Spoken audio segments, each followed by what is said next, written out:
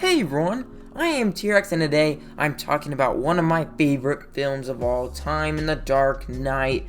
When you hear The Dark Knight, people immediately perk up. It is one of those movies that when you hear the name you go, oh, that's going to be a good movie. It seems that everyone loves this film, and everyone who doesn't just apparently is just trying to hurt my feelings, trying to make comic book fans on the general upset. But I adore this film so much, and this review of it will contain minor spoilers, but go watch it if you haven't. This is my second review in my Dark Knight Trilogy review. Dark Knight Rises review will be out next Tuesday, so look out for that. And tomorrow I will be doing my review of another Batman movie, in the Lego Batman movie, so look out for that as well. Anyways, let's get started with my review of The Dark Knight. First off, the narrative. So this story is about Batman cleaning up the mob off the streets of Gotham, and this is after Batman Begins, and the mob is trying to go after Batman, trying to kill him because they're scared of him, and that leads to them hiring the Joker. The amazing thing about this narrative is how it weaves so amazingly together. The narratives just keep going and going. There are more twists and things that are set up super early and pay off. I rewatched this movie for this video and I noticed something before that really only makes sense if you've seen the film completely before, because they set it up so early. And when you rewatch movies and they do that, I love that. Also, you really don't know where the film is going in the good way. The film, it takes so many twists and turns, yet is able to stay focused, being clear and not getting you too confused. There are a lot of twists, and it is amazing that it's able to be as tight as it is. It truly is incredible. Also, all of these characters have different motivations, yet it doesn't get confusing. Batman just wants Gotham to be clean so he can be with Rachel, and Gordon wants to put the mob away forever. Harvey Dent, a new character, just wants to help Gotham be the best city, and the mob wants Batman dead, so they hire the Joker, but the Joker doesn't even really want to kill Batman. He just wants Gotham to become absolute chaos, and it all works together. You're able to keep track of all of this, and this narrative is so satisfying. What they are able to do and achieve in about 2 hours and a half is so amazing. You are able to keep track of it all, and the narrative is so satisfying. It is so much. There's so much packed in here, and it's so amazing that they can fit this much stuff into a story.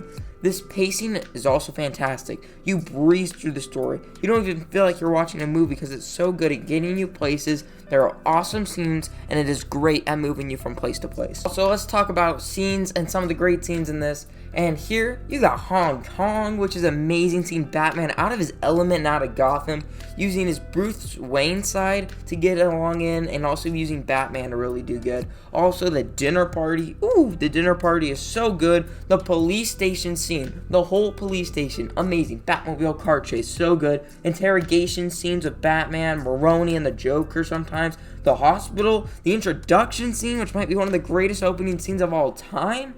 Any scene in here would be the best scene in any other movie, but here it's like, oh, that's just Batman talking to someone.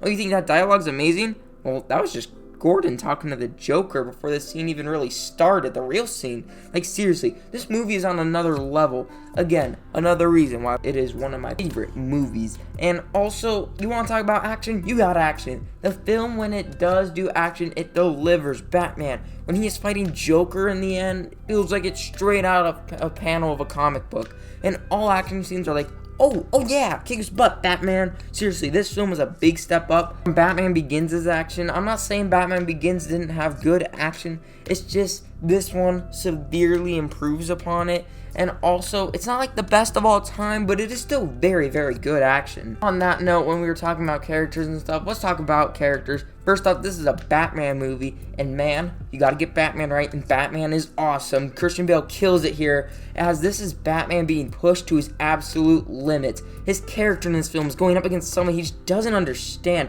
especially coming from Batman Begins, where his enemies were all about honor and respecting. Batman just doesn't really get what the Joker is doing, and I think Christian Bale plays that so well. He just feels that he can't really combat this threat, but he feels he needs to do everything in his power to stop him. Take on feeling like he needs to do stuff, but also feeling way out of his element is amazing. And honestly, this is one of my favorite takes on Batman as a character, because he feels like he really needs to grow to beat Joker, and he really has to grow as a character. So it's so interesting to see Joker push Batman to his absolute limits and see where Batman cracks and where he's able to stay true to his values. It's very interesting. I think this movie is at its best when it's using Batman and Joker in this way. Gary Oldman as Commissioner Gordon in this film kills it. Not only as a cop who wants to clean up the city, but he feels he has to. It is amazing. Also, the performance by Gary Oldman throughout the entire movie, even up to the end, is so good.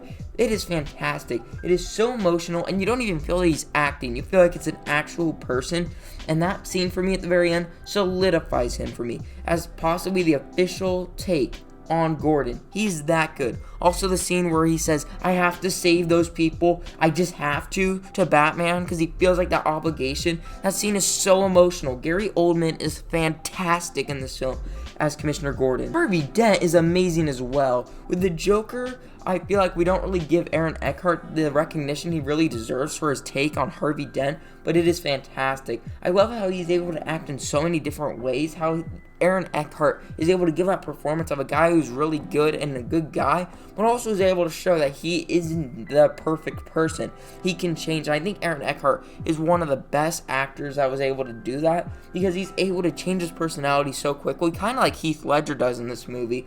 But he was amazing, and I don't think he really gets the recognition he deserves. But for me, he was an amazing take on Harvey Dent. He was just so good. I think he was one of the best parts of this movie as well. Rachel in this film is actually much improved, with the actress who played her in the last one being replaced by Maggie Gyllenhaal. I think she did a better job. I think she's very good. Also, Morgan Freeman as Lucius Fox and Michael Caine as Alfred kill it and also keep doing their best job. Honestly, they are also being really pushed to their limits by the Joker as well. And that's an awesome dynamic, since they're the guys who are kind of grounding Bruce Wayne in the world that he's in. So it's really interesting. Now, I did not forget about the Joker. He is obviously the standout with this movie. He's the perfect Joker for this type of film, and he's that perfect foil to Batman that he needs to be. In my opinion, Joker as a character always makes Batman a better character. Something about how Batman just can't seem to break his rules, and Joker is all about breaking them, is such a fascinating dynamic. Also, Heath Ledger is able to bring us a Joker that is funny, evil, sadistic, insane, and easily, out of all the movies that I've seen, probably my favorite villain in any movie. Period. Like, he is that good. He's able to capture the essence of the Joker perfectly. Also, you don't really see Heath Ledger. Like, he's just gone. You just see the Joker. It's insane.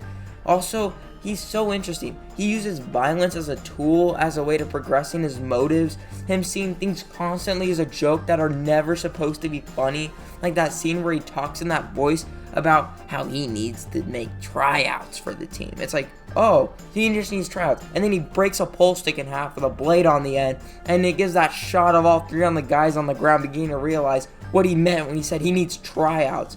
Also, the way he moves and acts always makes you feel that he has no regard for characters, and all the characters are in danger. He has no regard at all for human life, and he just wants to see the world burn. He is easily one of the most interesting characters ever in film. Also, one of the best performances ever in film, and the Joker is the Joker in this. He's amazing and easily one of the best parts of this movie. Also, the tone and environment in this film is so bleak. Whenever the Joker starts doing things, Gotham immediately has this feeling of dread constantly overshadowing them, as we know that anything can go down and Batman will have to just try to stop him. The entire film feels like one long nightmare that's just never going to end, and you feel like you never get a break, and you only get a break if something else that's going to go wrong is about to happen real quick. And this leads to the film moving along and feeling so great, because you don't really feel that it is a movie, because you're so engrossed in this feeling, and it keeps moving from place to place so seamlessly that you just go along with it and you feel like you're honestly a part of that world and that story. This movie I personally love. It is easily in my top 5 favorite movies of all time, period. It is my favorite DC film. It is one of my favorite films in general. All the actors give fantastic performances with a stacked cast and a scripted story that is near perfection. I adore this film. Do I have criticism? Well, yeah, it ends eventually, and that is the biggest bummer. On a whole, what did you expect? The Dark Knight is awesome. Finally, if you have not watched this movie, you're missing out. You will enjoy it at the least, but especially for this movie. I want to hear what you think down below. I would love to have a discussion. Also, share this video with a friend who loves Batman or The Dark Knight and wants to hear someone else's opinion on it. And come back tomorrow for my Lego Batman review along with my Dark Knight Rises video that comes out next Tuesday so I can finish the trilogy. Anyways, when that comes out, I'll see you then. Bye.